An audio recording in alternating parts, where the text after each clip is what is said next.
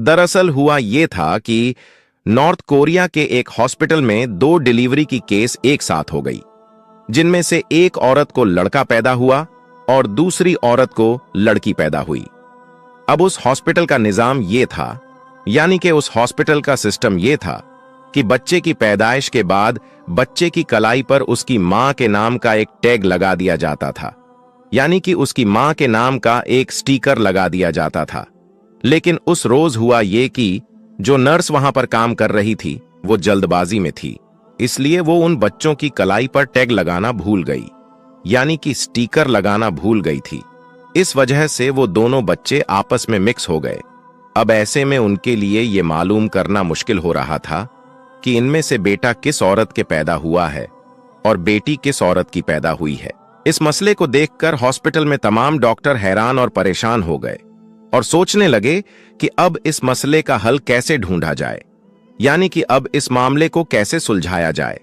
उन डॉक्टरों को कोई भी आसान तरीका नहीं सोच रहा था, इसलिए फिर वो पास ही एक दूसरे डॉक्टर के पास गए, जो कि ईरान का रहने वाला एक मुस्लिम डॉक्टर था, जिसका नाम डॉक्टर अहमद था। वो उसे कहने लगे कि डॉक्टर, तुम तो कहते थे ना कि कुरान पाक में दुनिया के हर मसले का हल मौजूद है। अब आप हमें बताओ कि हमारे हॉस्पिटल का ये मसला कैसे सुलझेगा, यानी कि अब हम ये कैसे पता लगाएं कि किस औरत का बेटा है और किस औरत की बेटी है।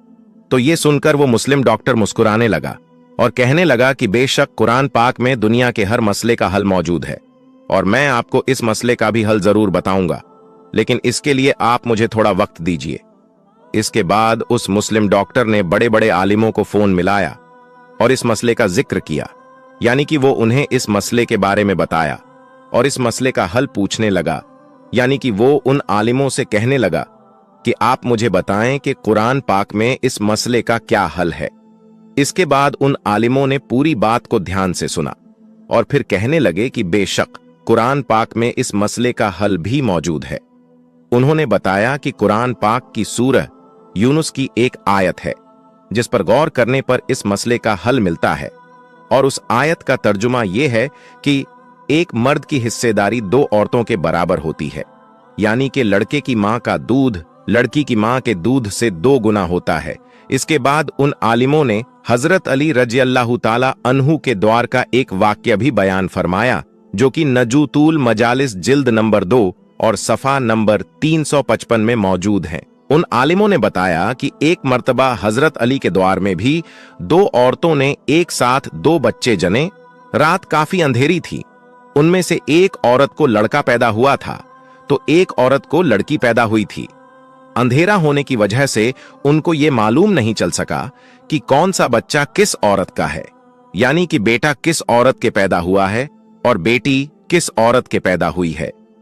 इस वजह से फिर उन दोनों औरतों में झगड़ा होने लगा। वो दोनों औरतें कहने लगीं कि बेटा मेरा पैदा हुआ है। उस वजह से फिर ये मसला बहुत ज्यादा उलझ गया था। इसके बाद उन दोनों औरतों को हजरत अली रजी अल्लाह ताला अन्हु के बारगाह में पेश किया गया।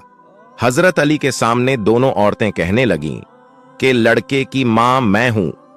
हजरत अली रजी अल्लाह ताला अन्हु ने दोनों औरतों की बातों को गौर से सुना और इसके बाद आप रजी अल्लाह ताला अन्हु ने फरमाया कि तुम दोनों थोड़ा थोड़ा दूध अपने छातियों से निकालकर मेरे पास लाओ। इसके बाद वो दोनों औरतें गईं और अपना अपना दूध निकालकर ले आई।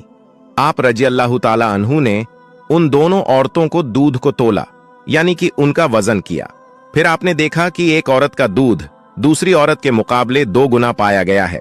ये देखकर फिर आपने फरमाया कि जिस औरत का दूध भारी है, यानी कि जिसका दूध वजनी है, बेटा उसी औरत का है।